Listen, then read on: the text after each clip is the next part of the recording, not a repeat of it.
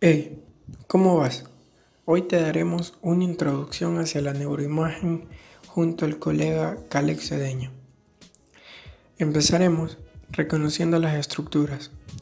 A medida que ascendemos vamos a identificar a la médula espinal, luego con el bulbo raquídeo o médula oblongada, posterior a esta el cerebelo. Mientras ascendemos por la médula identificaremos a la protuberancia anular o puente de Barolio. Nuestro cerebro va a estar dividido en lóbulos. Tenemos el lóbulo frontal, el lóbulo parietal, el lóbulo temporal y el lóbulo occipital. A su vez, estarán divididos por surcos principales como el surco lateral o cisura de Silvio y el surco central o cisura de Rolando. Anterior a este, la circunvolución precentral y posterior, como su nombre lo indica, la circunvolución poscentral. En el lóbulo frontal encontraremos la circunvolución frontal superior, la media y la inferior. En el parietal, la circunvolución parietal superior e inferior, dividida por el surco intraparietal. En el temporal, la circunvolución temporal superior, media e inferior.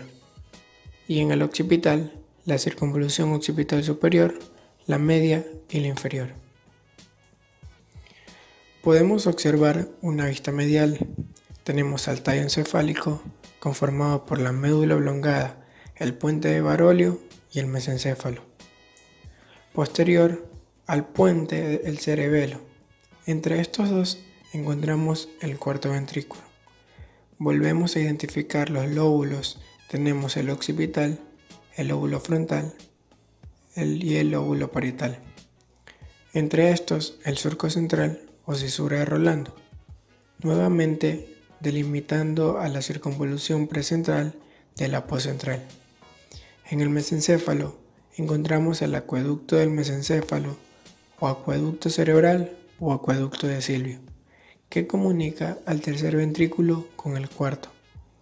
Luego con el diencéfalo, formado por el epitálamo, el hipotálamo y el tálamo. El epitálamo está por encima del tálamo y tocando el techo del tercer ventrículo. En la zona central de la base del cerebro encontramos el hipotálamo. En la base también encontramos entre los dos hemisferios, formada por dos masas esféricas de tejido nervioso gris, al tálamo. En la cisura interhemisférica encontramos un haz de fibras nerviosas conocidas como el cuerpo calloso. Tenemos al infundíbulo. Así se le llama a ciertas cavidades por su forma semejante o parecida a un cono. Justo aquí en la silla turca a la glándula hipófisis o glándula pituitaria. Debemos identificar estas estructuras en cortes reales.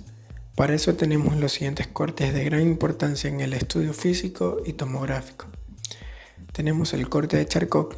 Este es un corte plano, frontal o coronal a nivel de los cuerpos mamilares o tubérculos mamilares. Podemos observar sustancia gris periférica y sustancia blanca central. Indicaremos a las siguientes estructuras. Tenemos la circunvolución frontal superior y la circunvolución frontal media. Podemos observar el surco central o cisura de Rolando. Entre la cisura interhemisférica, abajo el cuerpo calloso, bajo el cuerpo calloso otra formación de sustancia blanca, el cuerpo del fornix. Entre este trígono y el cuerpo calloso, el septum pelúceo. A cada lado de este prolongaciones de los ventrículos laterales. Bajo el trígono una hendidura estrecha, el ventrículo medio, a cada lado los tálamos. Y formada por una banda gruesa de sustancia blanca en el espesor de los hemisferios, la cápsula interna. El núcleo lenticular es atravesado de abajo a arriba por dos láminas blancas, una interna y una externa. Estas dos componen la materia gris en varios segmentos, siendo su segmento externo de color más intenso el putamen. El segmento medio y el interno reciben el nombre de globo pálido lateral y el medio de globo pálido medial.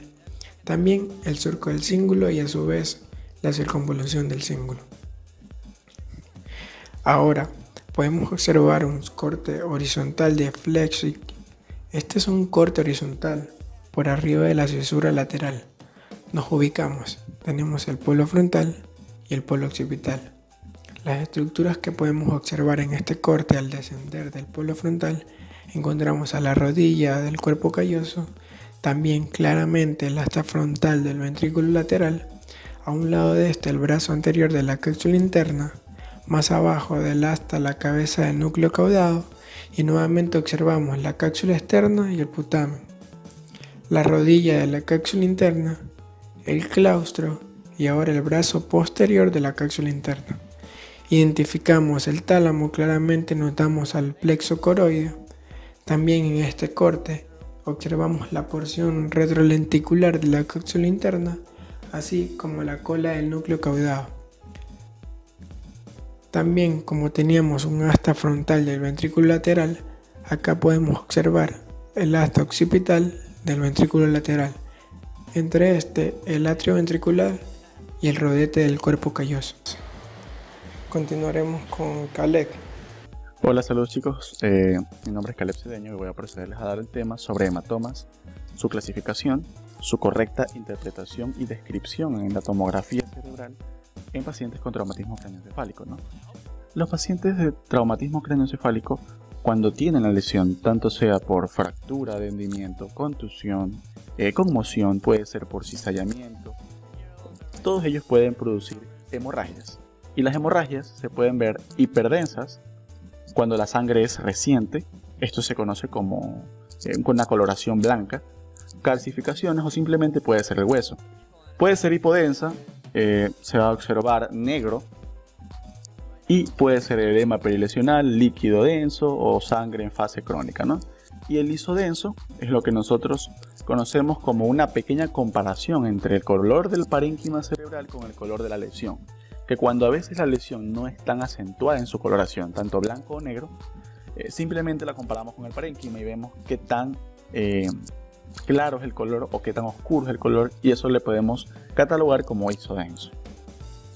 El traumatismo cráneoencefálico como tal puede ser de tipo sintomático o tipo asintomático.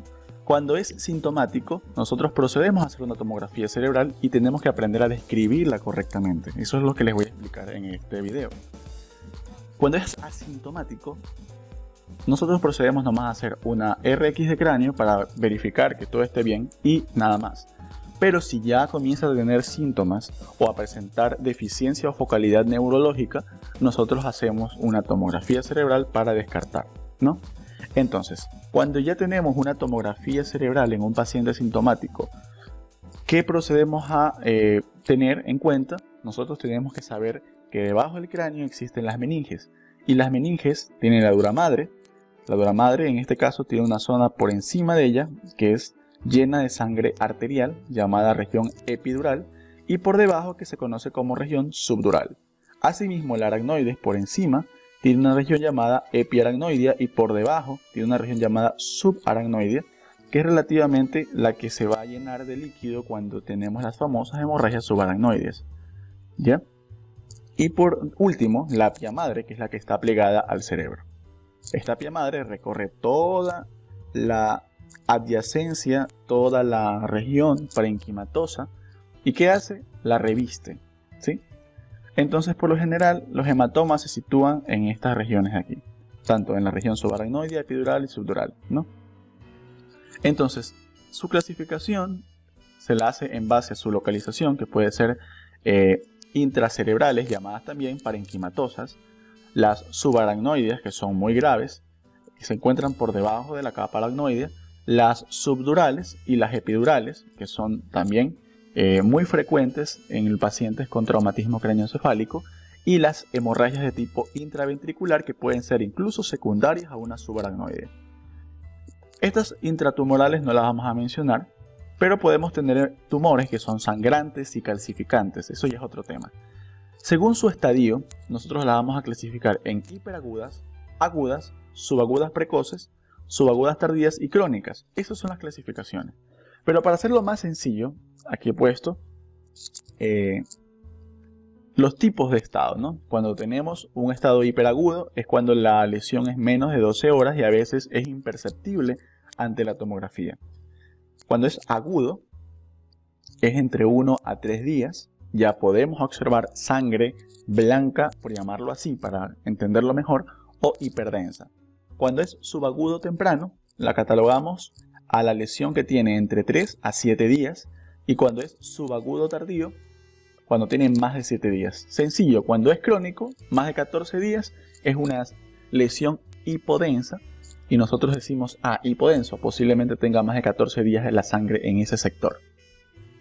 Entonces, lo primero que vamos a observar es esto, un hematoma de origen epidural, en el que vamos a encontrar sangre arterial porque está vascularizado por la arteria meningia media.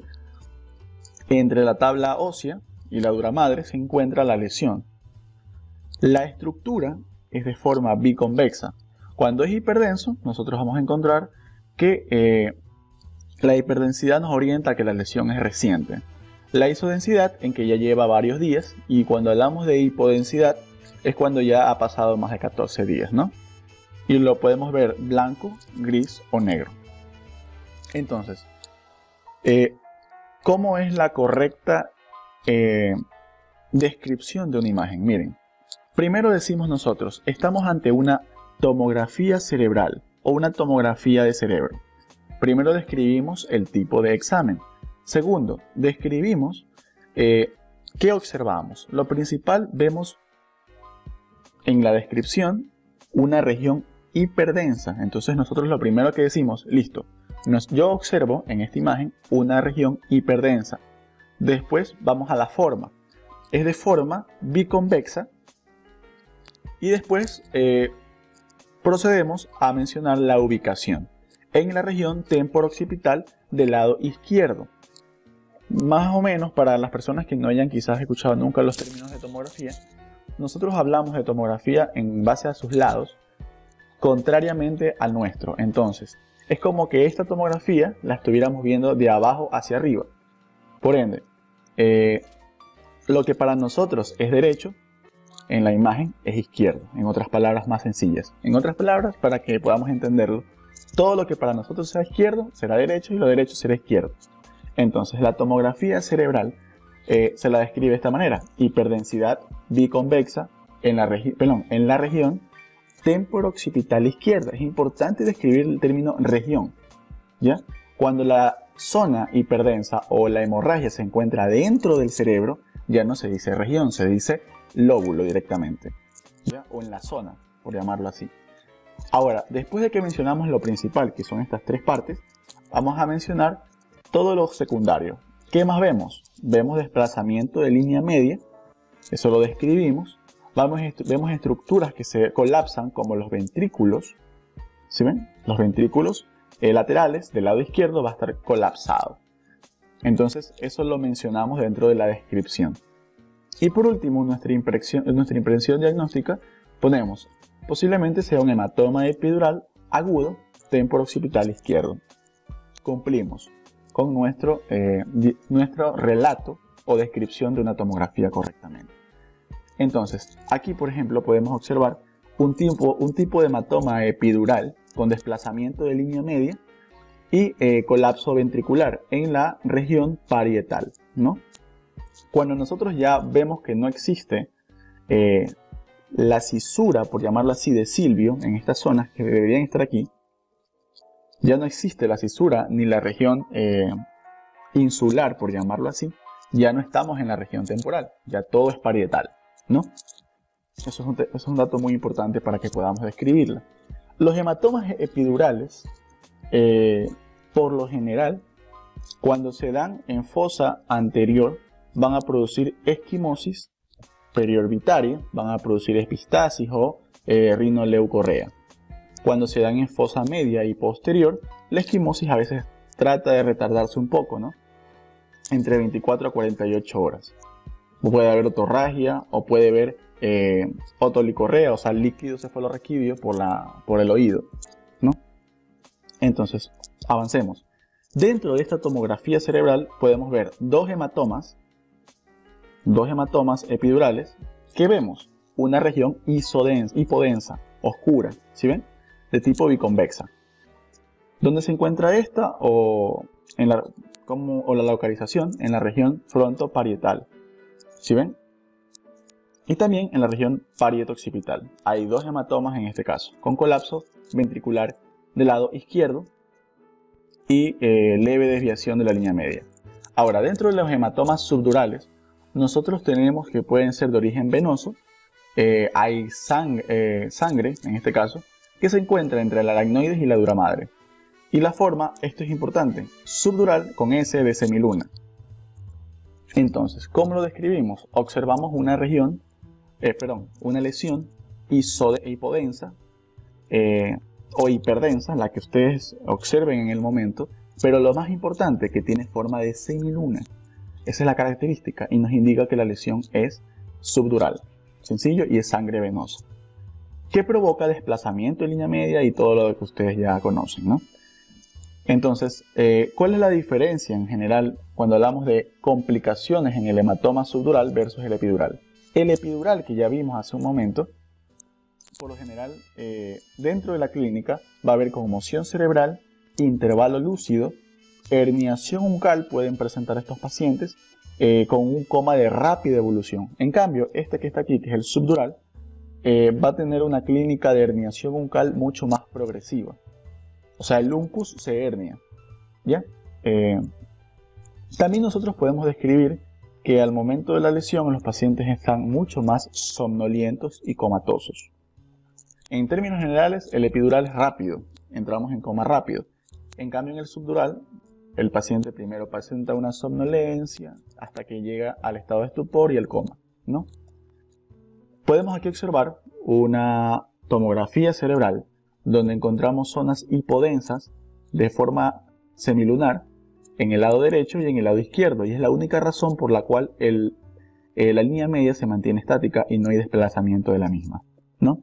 En cambio, acá vamos a encontrar lo que se conoce como efecto hematócrito, que es una difusión de sangre aguda en una lesión ya crónica, ¿no? Esto se llama efecto hematócrito. Quiere decir que el paciente está reagudizando o está resangrando. En este caso es importante mencionarlo. Hay desplazamiento de línea media con colapso ventricular del lado izquierdo, ¿no? Muy bien. ¿Qué es importante? Que en las lesiones subdurales, por llamarlo así, las lesiones subdurales, la lesión parenquimatosa es menor y es un poquito más tardía. El parénquima se lesiona un poquito más lento en comparación al epidural, ¿ya?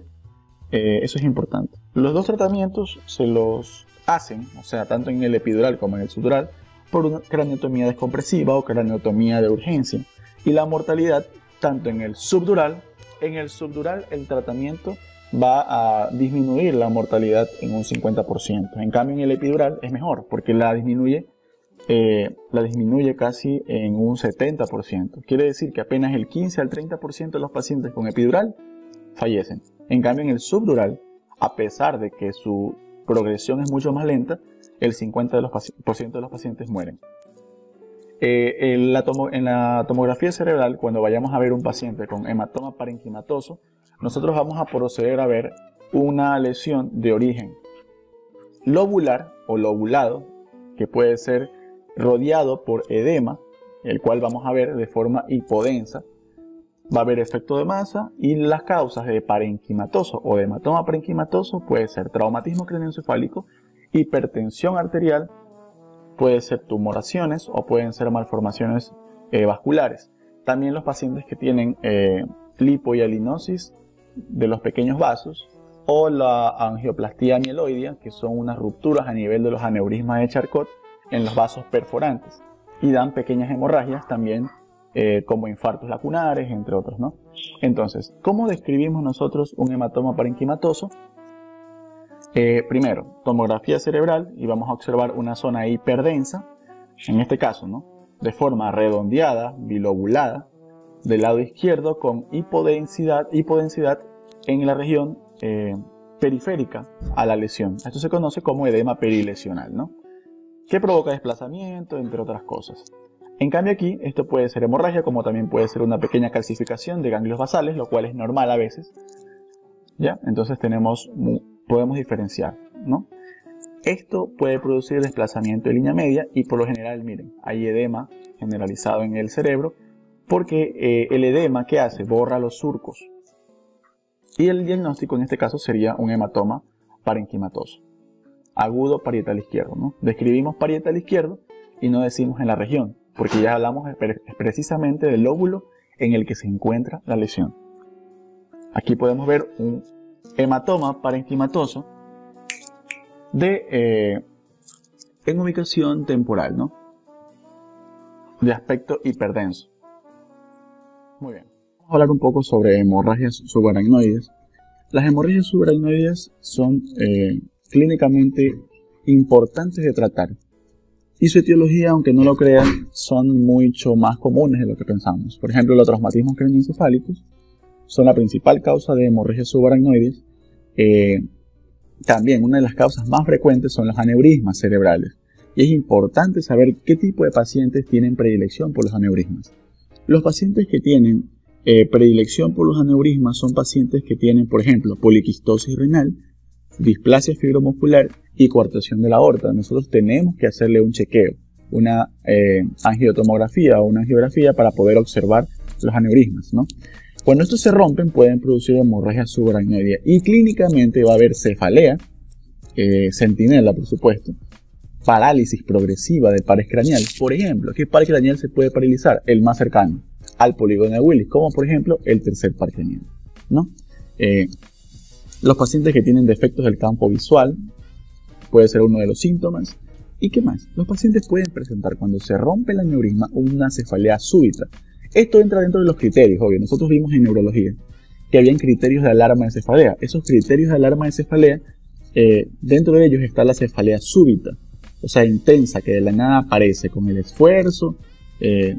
La persona lo describe como el peor dolor de cabeza de su vida. Eso quiere decir que el paciente tiene en ese momento una ruptura de aneurisma. Hay rigidez de nuca, náusea, vómitos, entre otras manifestaciones, ¿no? Entonces, ¿cómo podemos observar una hemorragia subaracnoidea? El famoso signo de Patricio Estrella. Miren, aquí podemos ver parecido a una estrella de mar. Y vamos a ver este brillo que se difunde en la parte inferior. ¿Sí ven? Esto se conoce como hemorragia subaracnoidea, el famoso signo de Patricio Estrella. Y es importante.